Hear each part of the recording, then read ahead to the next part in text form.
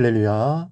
사랑하는 대강의 가족 여러분, 오늘 하루도 하나님의 말씀과 동행하는 삶이 되길 소망합니다. 오늘 함께 나눌 하나님의 말씀은 사도행전 19장 1절에서 7절 말씀입니다. 아볼로가 고린도에 있을 때에 바울이 윗지방으로 다녀 에베소에 와서 어떤 제자들을 만나 이르되 너희가 믿을 때에 성령을 받았느냐? 이르되 아니라 우리는 성령이 계심도 듣지 못하였노라. 바울이 이르되 그러면 너희가 무슨 세례를 받았느냐?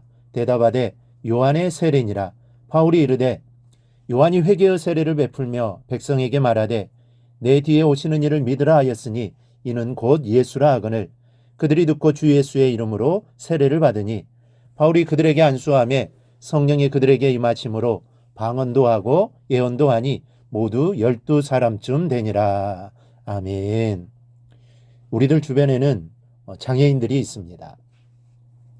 이 다리를 쓰지 못해서 휠체어를 타고 다니는 사람이 있는가 하면 앞을 보지 못해서 지팡이를 이용해 걸어 다니는 사람들도 있는데 이들을 볼 때마다 아픈 마음을 금할 수가 없습니다. 이 성경에 보면 이런 장애인들과 질병으로 고통을 받는 많은 사람들이 나오는데 예수님께서는 이들을 불쌍히 여기시고 온갖 질병을 고쳐주셨으며 안전병이와 같은 장애인들은 정상인으로 회복시켜 주셨습니다. 그런 장애인들 중에 말을 하지 못하는 사람들이 있습니다. 그런데 놀랍게도 그 사람들의 90%는 벙어리가 아닌 기머거리라는 사실입니다. 말을 못하면 벙어리여야 하는데 벙어리가 아니라 기머거리라는 것입니다. 듣지 못하기 때문에 말을 못하는 것입니다. 이 구강구조는 전혀 이상이 없는데 듣지 못한다는 이유 하나만으로 말을 하지 못하는 벙어리가 되고 만 것입니다. 그러니 듣는 것이 중요합니다.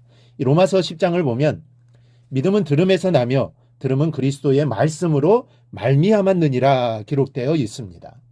듣는다는 것이 얼마나 중요한 것인지를 알 수 있습니다. 오늘 본문에 보면 바울은 에베소에 와서 어떤 제자들을 만나게 됩니다. 이 사도행전에서 제자란 예수를 믿는 그리스도인을 가리킵니다. 그런데 오늘 그들의 말을 자세히 들어보면 그들의 신앙이 어딘가 모르게 불안하다는 것을 발견하게 됩니다. 예수를 믿는다고 하면서도 성령이 있다는 사실조차 모르고 있기 때문입니다. 이유는 아볼로가 이곳에 있으면서 그들을 가르쳤기 때문입니다. 이 당시 아볼로 자신이 바로 요한의 세례 외에는 알지 못하던 미완성의 교인이었기 때문에 그의 가르침을 받은 사람들 역시 아볼로와 같은 불완전한 신앙이 될 수밖에 없었던 것입니다. 바울은 이런 에베소 교인들을 향하여 너희가 성령을 받았느냐라고 묻습니다. 이 대단히 중요한 질문입니다. 그런데 그들은 성령도 모르고 요한의 세례 외에는 받은 것이 없다라고 말하고 있습니다. 2절 하반절입니다. 우리는 성령이 계심도 듣지 못하였노라.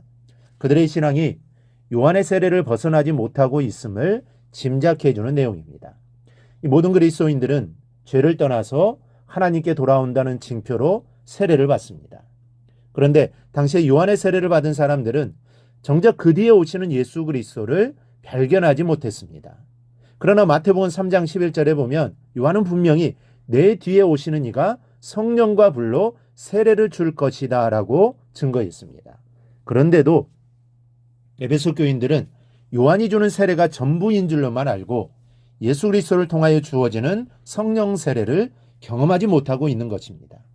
진정으로 믿음을 갖게 하는 성령의 세례에 관해서는 들어보지도 못했고 따라서 성령 세례의 경험이 그들에게는 없었던 것입니다.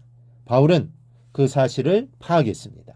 그리고 그들에게 예수 그리스도를 소개하고 상세하게 가르치기 시작합니다.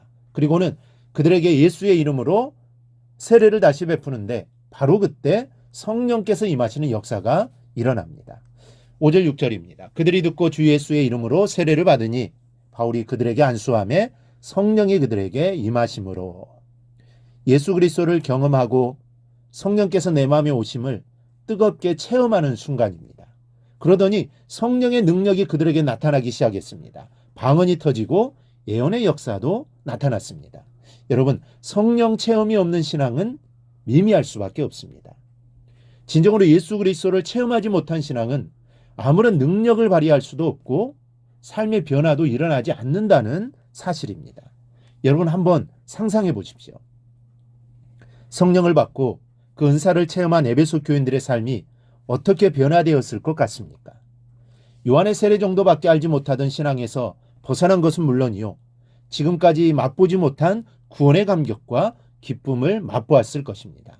영의 귀가 열리고 영의 눈이 띄어지게 되었을 것입니다. 담대하게 복음을 증거하게 되는데까지 나아가게 되었을 것입니다. 여러분, 에베소 교인들에게서처럼 미완성의 신자에서 참 그리스도인으로 다시 태어나려면 반드시 성령의 역사를 체험해야 한다는 사실을 알아야 합니다. 그렇지 않으면 예수를 믿어도 헌신할 수 없고 봉사할 수 없는 것입니다.